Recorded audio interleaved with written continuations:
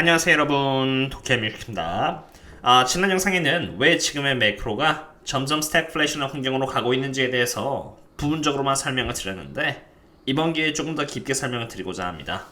분명히 시장은 2023년 5월달에 금리 인하를 할 것이라고 믿고 랠리를 펼쳐주었습니다만, 인플레이션 관련 자료들이 강하게 나옴에 따라서 연준이 금리 인하를 하지 않자 여기 이렇게 주황 색깔인 10년 국채금리는 매우 가파른 속도로 상승을 이어나갔습니다. 그러자 S&P 500이 처음엔 함께 갔는데 결국 무너지면서 주가가 4,100까지 떨어졌고요. 최근 들어서 10년 국채금리가 이렇게 조정을 받으면서 하락하자 S&P 500은 다시 이렇게 반등을 보여준 상태입니다. 제가 매번 채권을 주시하는 이유는 항상 주식시장보다 채권시장이 더 똑똑하기 때문이고, 채권시장이 앞으로 어떤 움직임을 보여주냐에 따라서 주식시장의 흐름이 장기적으로 방향이 잡히기 때문에 채권시장을 기준으로 보고자 하는 것입니다. 10년 국채금리와 같은 장기 국채금리가 계속해서 가파른 하락세를 이렇게 이어나간다면 S&P 500은 앞으로 더 상승할 수 있는 것이고요. 반대로 다시 10년 국채금리가 반등을 보여준다면 이미 과매수를 보여준 S&P 500은 하락하기 때문에 채권시장의 움직임을 이해하는 것이 매우 중요하겠습니다. 먼저 10년 국채금리의 차트를 보겠는데요. 10년 국채금리는 하락하다가 다시 51선을 찍고 반등을 한 상태로 10년 국채금리가 계속 하락을 하려면은 경기 침체 흐름으로 가던가 아니면 경기 침체 없이 인플레이션을 마법처럼 없애버려야만 합니다. 그런데 모두가 경기 침체는 바라지 않고 인플레이션만 사라지는 것을 원하니까 파월이 금리를 인상시키는 것을 선택하지 않고 계속 금리를 높은 상태로 장기적으로 오래오래 끌고 가고 있는 것인데, 경기 침체를 선택하지 않고 장기간 끌고 가는 것을 선택하기로 했기 때문에 1970년도인 스태그플레이션 환경으로 더 기울어져서 가고 있다고 봅니다. 가장 먼저 인플레이션 현황부터 봐야 되겠는데요. 이것은 기관들이 바라보고 있는 인플레이션 예측치로 앞으로 6개월이라는 기간 동안에 인플레이션이 적어도 3% 이하로 내려오지 않을 것이라고 전망이 되고 있는 상태입니다. 물론 이러한 데이터들은 매번 이렇게 업데이트가 되므로 제가 매크로를 매일 추적하고 있기 때문에 이러한 부분에 있어서 변화가 된다면 제가 멤버십 분들께는 바로 업데이트를 드리도록 하겠습니다.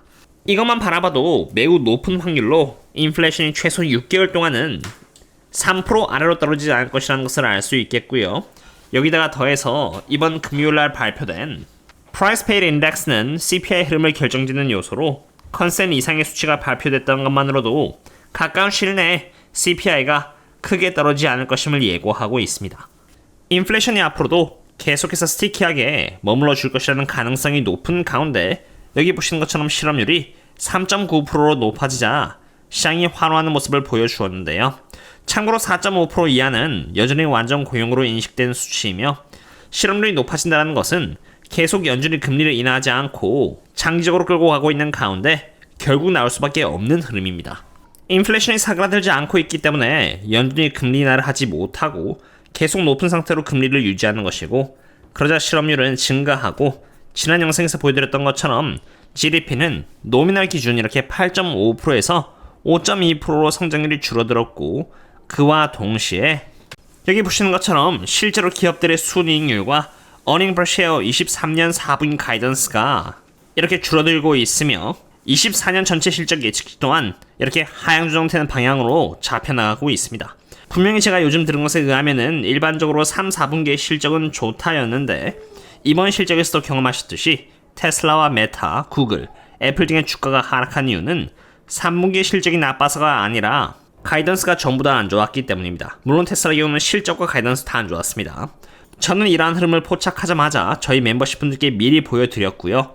만약 이러한 흐름이 이어진다면 이번 23년 4분기의 가이던스가 아니라 23년 4분기의 실적 자체가 흔들릴 수가 있고, 계속해서 이게 이어진다면 24년 1분기의 가이던스까지 안 좋아질 수 있다는 것을 간접적으로 알 수 있겠습니다.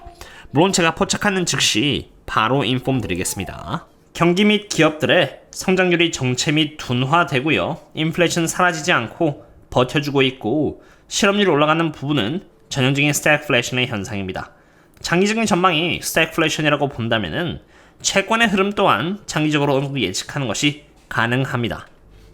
지금 보시는 이 그림은 10년 국채금리에서 2년 국채금리를 뺀 yield curve인데요. 인플레이션이 굉장히 심했고 그와 동시에 경제도 워낙 강했는지라 지금과 같이 yield curve가 이렇게 뒤바뀐 적이 역사적으로 없습니다. 하지만 그러는 와중에도 결국 변하지 않는 흐름은 시간이 지남에 따라서 마이너스의 기울기를 갖고 있는 이 커브는 결국 다시 이렇게 플러스로 돌아온다는 것입니다. 여기 수식을 보시면은 10년 국채금리에서 2년 국채금리가 차감된 수식이라는 것을 볼 수 있는데요. 다시 이렇게 리스티프닝 되는 과정이 중요합니다. 수식에 따라서 리스티프닝이 되려면은 여기 10년 국채금리가 2년 국채금리보다 더 빨리 올라주면은 플러스가 되면서 올라가는 것일 것이고요. 또 다른 방법은 반대로 10년 국채금리보다 2년 국채금리가 더 빠르게 하락함에 따라서 플러스가 되는 과정인 것입니다.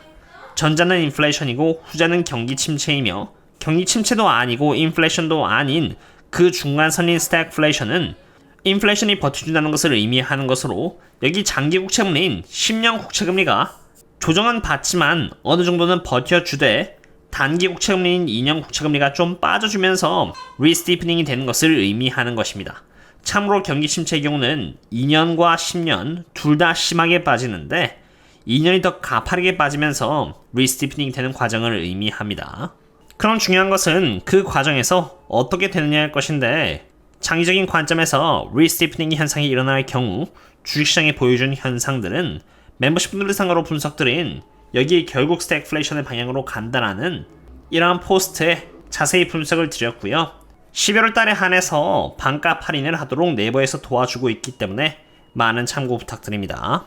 그런데 어쨌든 그것은 장기적인 전망이고 지금은 장기 국채금리가 빠지고 있는 거 아니냐라고 또한 질문을 주실 수 있는데 말 맞다나 5% 향해서 가고 있었던 10년 국채금리는 어쨌든 큰 폭으로 빠져주면서 지금 50일 장산에 걸쳐져 있는 상태입니다.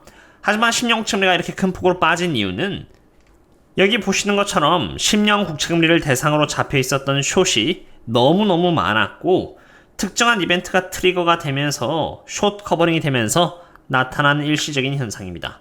여기 초록 색깔은 롱이고요. 빨간색은 숏이며 여기 아래 부분은 롱과 숏의 차이를 보여주는 부분으로 숏이 얼마나 많았는지를 역사적으로도 이렇게 볼 수가 있습니다. 물론 구체적으로 어떠한 이벤트가 트리거를 주었는지에 대한 자세한 분석은 영상으로 담기에는 지금 현재는 역부족이기 때문에 그 부분이 궁금하시고 공부를 하고 싶으시다면 제가 멤버십 분들 상으로 남긴 리서치를 참고해 주시면 도움이 될 것이라고 생각합니다. 어쨌든 바로 그런 이유에서 워렌 버핏은 시장에 대한 매력을 느끼지 못하고 있고 여기 적혀있는 것처럼 보유 종목은 5개로 압축했고 현금 비중은 늘렸고 남은 돈으로는 단기채만 사고 있는 상태입니다. 투자자로서 중요한 부분은 이렇게 글만 읽었다고 끝내는 것이 아니라 이러한 부분들을 실제로 재무제표에서 확인해보는 것이 중요한데요. 이번 2023년 3분기 버크셔 해서웨이의 재무제표를 통해서 한번 확인을 해보고자 합니다. 2023년 3분기 기준으로 워렌 버핏은 이렇게 약 딱 9.1 빌리언 달러 정도만 주식을 샀다는 것을 여기 Purchase of the Equity Securities 통해서 볼 수 있는데 작년 2022년 3분기 66.2 빌리언 달러에 비해서 눈에 띌 정도로 주식을 매수했던 수량이 줄어들었다는 것을 이렇게 볼 수가 있습니다. 기사와 같이 주식에 대한 매력도가 크게 떨어진 것입니다.